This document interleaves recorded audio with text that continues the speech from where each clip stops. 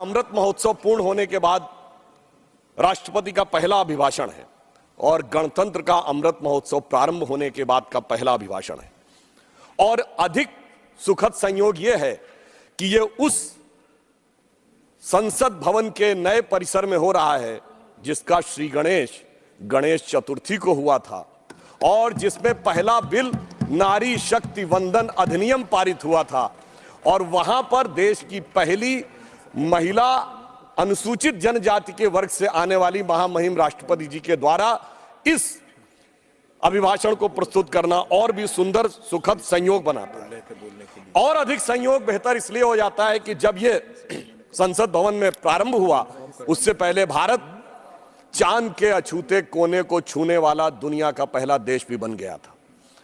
और माननीय प्रधानमंत्री जी ने उस पॉइंट का नाम पॉइंट शिव शक्ति रख दिया था, अर्थात स्त्री शक्ति का उद्भव भारत में वनवासी क्षेत्रों से लेकर विधानसभा और संसद से लेकर चंद्रमा की ऊंचाइयों तक पहुंचाने का यह सुखद संयोग बना, जो मोदी जी के नेतृत्व में अमृत काल में भारत की उभरती हुई और आकाश छूती हुई एक नई शक्ति का प्रतीक। परंतु यह अमृत काल आया है तो यह आत्मसम्मान का एक नया स्वरूप भी लाया है। अब किंग जॉर्ज की जगह इंडिया गेट के सर्किल पर नेताजी सुभाष चंद्र बोस की मूर्ति है। एक नहीं, सभी प्रधानमंत्रियों का संग्रहालय है। साहिबजादों की स्मृति में, जिसका उल्लेख किया है महामहिम राष्ट्रपति जी ने, वीर बाल दिवस भी है। बिरसा मुंडा जी के जन्मदिन के ऊपर जनजातीय गौरव दिवस भी हुआ है, संविधान दिवस भी है, विभाजन विभीषिका दिवस भी है। अर्थात भारत की समस्त स्थितियों को संवैधानिक स्थिति देकर यह सुखद संयोग आया है। देश की अर्थव्यवस्था आज तेजी से बढ़ रही है। G20 में हम सबसे तेजी से बढ़ती हुई अर्थव्यवस्था है। 5G रोल आउट करने में हम पहले देश बन गए हैं और ब्रिटिश काल का किंग्सवे कांग्रेस के शासनकाल में राजपथ से होते हुए अब कर्तव्य पथ हो गया है। अब रेस कोर्स रोड लोक कल्याण मार्ग हो गया है।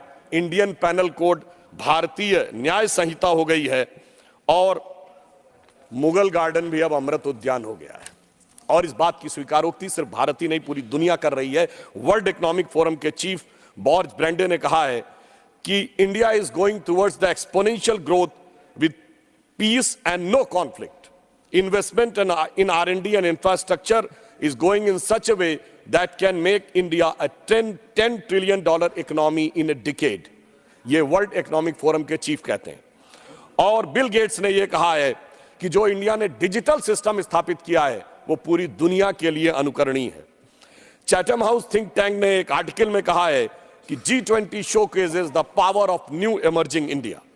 और तो और हमारे सबसे बड़े प्रतिद्वंदी प्रतिस्पर्धी देश माने जाने वाले चाइना के ग्लोबल टाइम्स ने भी मान लिया आखिर में 2 जनवरी 2024 को अपने एक आर्टिकल में यह स्वीकार कर लिया कि मोदी जी के आने के बाद भारत में अर्थव्यवस्था और विकास बहुत तेजी से आगे बढ़ा है। जितनी भी रेटिंग वाली एजेंसीज हैं, Fitch, Moody, IMF, World Bank, Standards and Poor's, ये सब 6.7 से लेके 7.8% तक भारत को बढ़ता हुआ ग्रोथ रेट दिखा रही है। इन सब के अनुसार भारत इस समय वर्ल्ड की सबसे बड़ी प्रमुख इकोनॉमीज में सबसे तेजी से आगे बढ़ रहा है। और सभापति महोदय, मैं कहना चाहूंगा अब तो इस नए संसद भवन के ऊपर जो भारत के राजकीय चिन्ह के शेर हैं वो भी नई आभा से दिखाई लगने लगे हैं, क्योंकि हमारे बहुत से विरोधी कोर्ट चले गए थे कि शेर कुछ ज्यादा आक्रामक दिख रहे हैं, क्योंकि इनको चाहिए था कि शेर भी बिल्ली जैसे चाहिए थे। परंतु अब संसद भवन में एक ऐसा शेर बैठा है जिसकी वजह से आप किसी की भारत की तरफ आंख उठाने की हिम्मत नहीं है। जो इस भाव में विश्वास करते हैं, न विक्रमार्जितो सिंहस्य क्रियते मृगा विक्रमार्जित राजस्य स्वयमेव मृगेंद्रता। तो भारत की जो मृगेंद्रता है वो उठकर सामने आ रही है। परंतु मैं माननीय सभापति जी कहना चाहूंगा कि इसकी शुरुआत कहां से हुई। 16 मई 2014 को जिस दिन इस देश में सरकार बदली, उस दिन जनादेश जो मोदी जी के नेतृत्व में स्पष्ट बहुमत में हमें मिला, वो सिर्फ सरकार बदलने के लिए नहीं था, विचार बदलने के लिए था और व्यवस्था बदलने के लिए था। और इसके लिए मैं कोट करना चाहूंगा लंदन का संडे गार्डियन, जिन्होंने हम पे हुकूमत की थी, उनके अखबार को कोट करता हूं।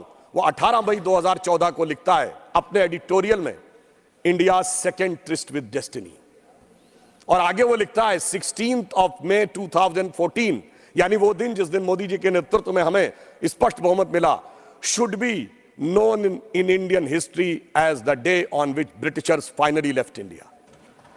और आगे वो कहता है कि उसका कारण यह है कि आजादी के बाद लंबे समय तक उन विचारों का शासन रहा जिनके ऊपर ब्रिटिश उपनिवेशवादी मानसिकता की विरासत का प्रभाव था, परंतु पहली बार एक ऐसे विचार के हाथ में पूर्ण सत्ता आई है। अटल जी के जमाने में पूर्ण सत्ता नहीं थी, हमारे हाथ में पूर्ण सत्ता आई है, जो अपने इंसेप्शन और इंस्पिरेशन दोनों में पूर्णता भारतीय है, और ब्रिटिश कॉलोनियल लीगेसी से कोई उसका मतलब नहीं है। और यह बदलाव वहां पे दिखा जब नीति आयोग बना। 1 जनवरी 2015 को नीति आयोग ने अपनी पहली जो बैठक की, उसमें कहा कि बहुत दिन भारत विदेश से आयातित आर्थिक विकास के मॉडल्स को लेता रहा। कभी हम रूस की कॉपी बनते रहे नेहरूवियन सोशलिज्म मॉडल में, तो कभी अमेरिका की कॉपी बने, मगर पहली बार नीति आयोग ने अपने रेजोल्यूशन में कहा कि now we will not be borrowing upon any model from outside, we will search from original भारतीय मॉडल। और आपने देखा उसके बाद उसकी शुरुआत इस प्रकार से हुई। इस देश में सबसे पहले प्रधानमंत्री जी ने क्या सोचा, वो अंत्योदय के विचार से प्रेरित थे। सभापति महोदय, जब हम लोग सत्ता में नहीं थे तो हम लोग कहते थे, उगा सूर्य कैसा कहो मुक्ति का ये उजाला करोड़ों घरों में न पहुंचा, खुला पिंजरा है मगर रक्त अब भी थके पंछियों के परों में न पहुंचा। तो प्रधानमंत्री जी ने सबसे पहले यह इंश्योर किया जन धन योजना लाके कि गरीबों के पास अकाउंट होने चाहिए, और आज 54 करोड़ अकाउंट हैं, तो थके पंछियों के परों में सीधा वह रक्त पहुंचे जिसमें ना कोई कट हो ना किसी अन्य प्रकार की चीज। फिर चाहे 11 करोड़ लोगों को शौचालय देना हो, 4 करोड़ गरीब लोगों को आवास देना हो। और इसके द्वारा बढ़ते हुए हमारे कई विरोधी लोग कहते हैं कि साहब रोजगार और व्यवसाय में स्थिति ठीक नहीं है, तो मैं बताना चाहता हूं कि 2014 में EPFO employees provident fund account, यानी कर्मचारी भविष्य निधि खाता, कोई कर्मचारी बनेगा तभी अपना भविष्य निधि खाता बनवाएगा, क्योंकि वो भी पैसा डालेगा और उसका एम्प्लॉयर भी पैसा डालेगा। 2014 में 11 करोड़ थे, आज 27 करोड़ है। तो इसका मतलब 16 करोड़ लोग ऐसे हुए जिनके की खाते इस दरमियान बने, तो उसमें एम्प्लॉयर भी है, एम्प्लॉय भी है। इसका मतलब रोजगार के सृजन की दिशा में एक महत्वपूर्ण स्थिति आने वाले टाइम में आई। और हमारे तिरुचि शिवाजी कई बार कह रहे थे डेट के बारे में, तो मैं बताना चाहता हूं भारत दुनिया की समस्त अर्थव्यवस्थाओं में डेट टू जीडीपी रेशियो में सबसे बेहतर स्थिति में है। आप China, America, Japan, France, Germany, किसी से भी तुलना कर लीजिए, हम डेट टू जीडीपी रेशियो में सबसे बेहतर स्थिति में है। पर्सनल डेट में हम सबसे बेहतर स्थिति में है। 73% लोग ऐसे हैं भारत में जिन्होंने कोई पर्सनल डेट नहीं ले रखा है। तो इसीलिए IMF ने हमारी अर्थव्यवस्था की वह तारीफ भी की है। परंतु ये सारा आर्थिक विकास सभापति महोदय तब तक बेमानी होता है जब तक उस विकास के साथ राष्ट्र के आत्मगौरव का भाव भी उसमें ना हो, क्योंकि आप विकसित होकर भी विश्व के सामने अपनी क्या तस्वीर रखेंगे। तो मैं कहना चाहता हूं कि महामहिम राष्ट्रपति महोदया का अभिभाषण एक और दृष्टि से महत्वपूर्ण था।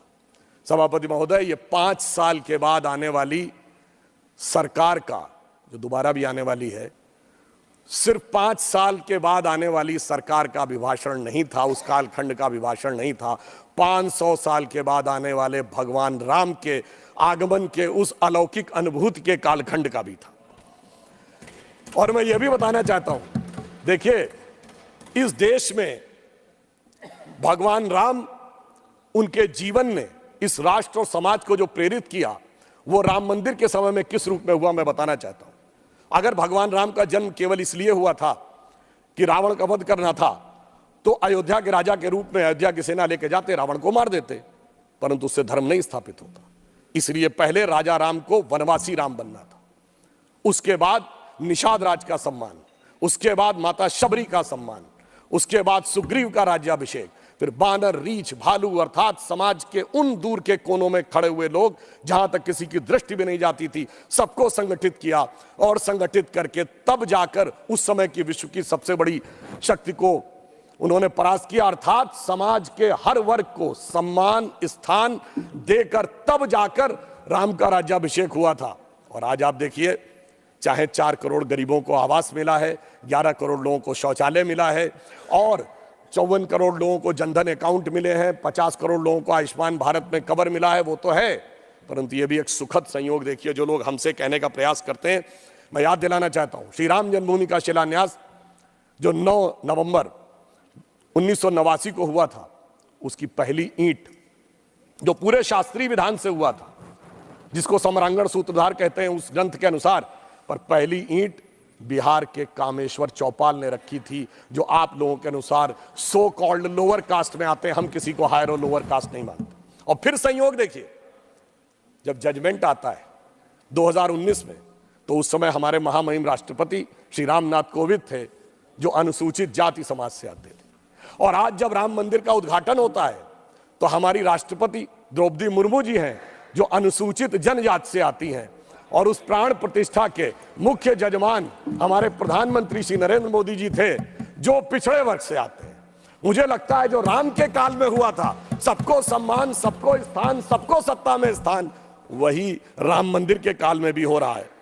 परंतु एक फैक्ट मैं और यहां पे कहना चाहता हूं।